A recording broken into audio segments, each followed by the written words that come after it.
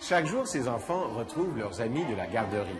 Ils sont de plus en plus nombreux à passer quelques heures ou quelques jours en milieu de garde parce que leurs deux parents travaillent. Mais en s'amusant avec leurs petits camarades, ils entrent aussi en contact avec des virus et des bactéries, même si les procédures d'hygiène sont scrupuleusement respectées. Et comme les jeunes enfants n'ont pas de bonne défense contre la maladie, ils attrapent des grippes, des gastro-entérites et des otites à répétition. Autrefois, ce contact avec la maladie se faisait essentiellement dans le cadre des premières années de l'école primaire, à l'âge où notre système immunitaire est mieux entraîné à lutter contre la maladie. Mais aujourd'hui, les enfants qui fréquentent les garderies attrapent 4 fois plus d'otites que ceux qui restent à la maison, un phénomène qui inquiète de nombreux parents. Découverte fait le point ce soir sur cette maladie bénigne qui peut frapper plusieurs fois par année.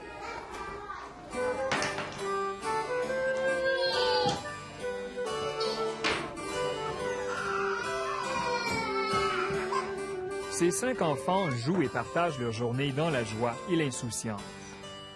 Ils ont une chose en commun qui est le lot de leur génération. Ils ont tous souffert d'otite. Léa a à peine 2 ans et a déjà fait 8 otites en 10 mois. Louis, qui a presque le même âge, se retrouve avec une 3e otite. Un groupe exceptionnel? Pas vraiment. Avant l'âge de 3 ans, les 2 tiers des enfants vont en souffrir au moins une fois. Plus du tiers auront des otites aiguës à répétition. Mais qu'est-ce qu'une otite? C'est une inflammation de l'oreille qui se manifeste à la suite d'un rhume ou d'une grippe. Tout commence par une congestion des voies nasales. L'infection emprunte la trompe d'Eustache, un petit canal au fond de la fosse nasale qui rejoint l'oreille moyenne. Cette cavité où l'air ne circule plus devient un milieu propice pour la prolifération de plusieurs bactéries. L'infection prend de l'ampleur et exerce une pression sur le tympan et les structures de l'oreille moyenne. La douleur s'installe, c'est l'otite. Les enfants en bas âge sont plus prédisposés que les adultes à l'otite. La trompe d'Eustache d'un enfant est courte et relie de façon horizontale l'oreille moyenne et la fosse nasale. Le lien est direct. Chez l'adulte, la trompe d'Eustache est plus longue et oblique, ce qui rend plus difficile la propagation de l'infection jusqu'à l'oreille.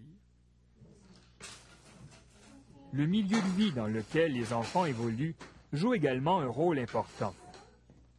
Dans une garderie, les bactéries qui causent les otites se retrouvent en plus grande concentration et circulent d'un enfant à l'autre beaucoup plus rapidement que dans le milieu familial.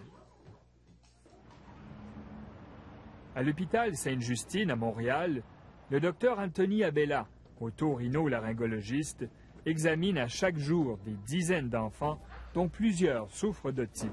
Louis Gaudreau. Bon, allez, venez avec moi. Bonjour. Louis, tu viens avec moi? Viens. Le jeune Louis en est à sa première visite chez le spécialiste. Après avoir reçu 3 traitements d'antibiotiques différents, son otite semble persister. Assis-toi comme ça. Là. On va commencer par regarder ton oreille. Le docteur Abella n'est pas en mesure de découvrir quelle bactérie est responsable de son otite. Ou de l'autre côté. L'examen clinique ne révèle au médecin que le degré de congestion des voies nasales et de l'oreille moyenne.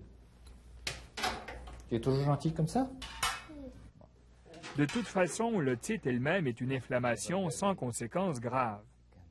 Ce sont les complications qu'elle peut engendrer qui nécessitent un traitement immédiat. C'est bien. Finalement, une otite, en soi, ce n'est rien, c'est banal.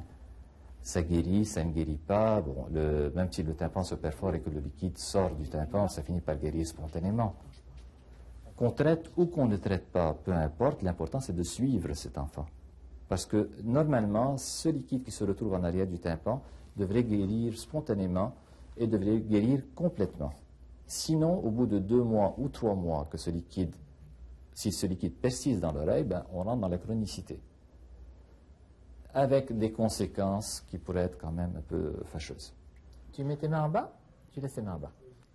Une otite chronique peut endommager le système auditif et entraîner une perte de l'ouïe et même la surdité. Dans les cas extrêmes, l'infection peut se rendre jusqu'au cerveau et déclencher une méningite. On va nettoyer un peu ton oreille. C'est pour empêcher ces complications que l'on prescrit des antibiotiques, Voilà. beaucoup plus que pour traiter l'otite elle-même. Parfait.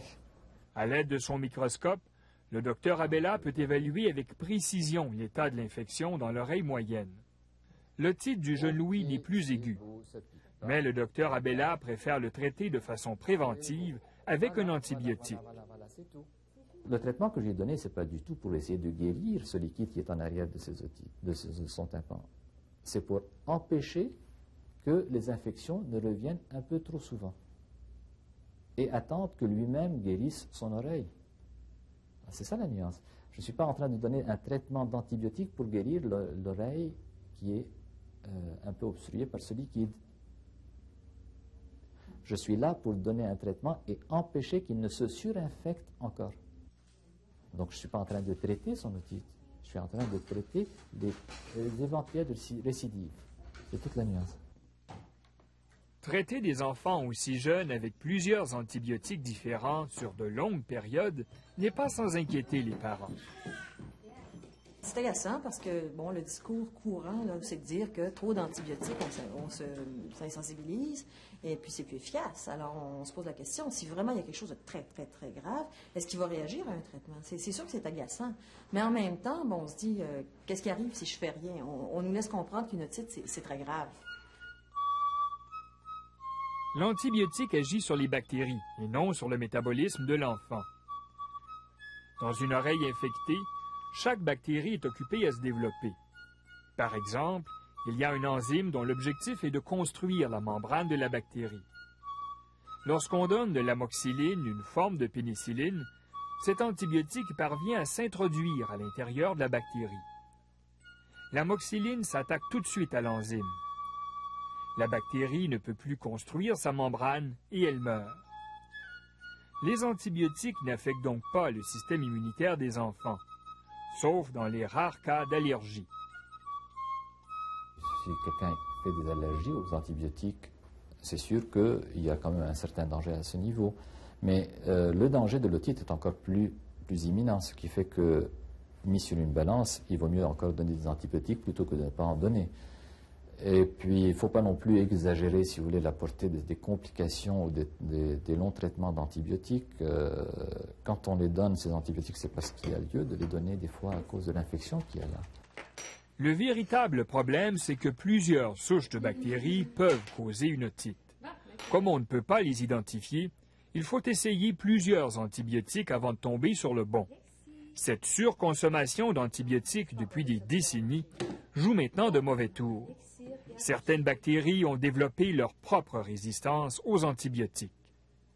Ces résistances, c'est le problème du XXe siècle et probablement aussi du XXIe siècle. Il y a eu une utilisation abondante et non contrôlée d'antibiotiques et les bactéries ont développé des mécanismes pour empêcher les antibiotiques de les détruire.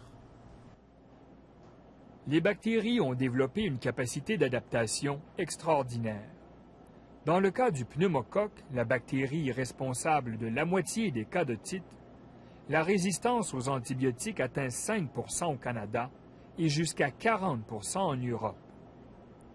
Il devient donc urgent de trouver une nouvelle façon de déjouer ces bactéries.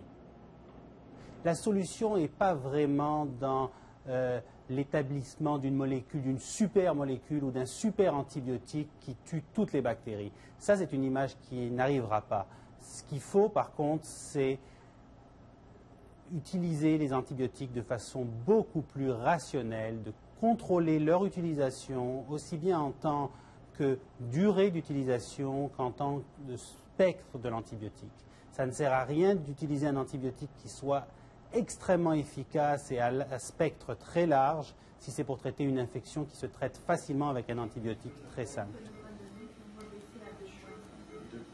Il y a des enfants pour qui les traitements aux antibiotiques ne fonctionnent pas.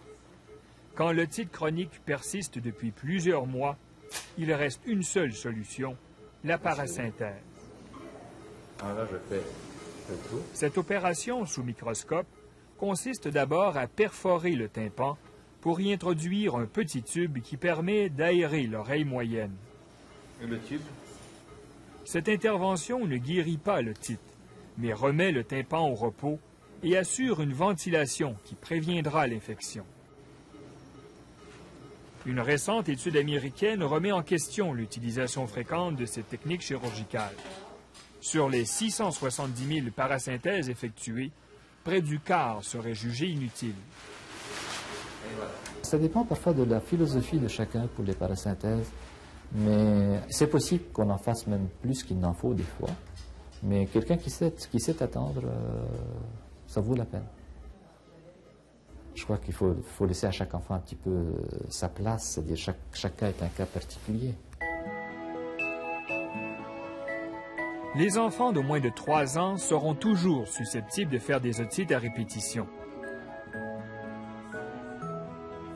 Devant la menace de la résistance aux antibiotiques, ne devrait-on pas revoir notre approche face à cette maladie? Pour les parents, attendre un peu plus longtemps avant de consulter. Et pour les médecins, utiliser plus judicieusement les antibiotiques.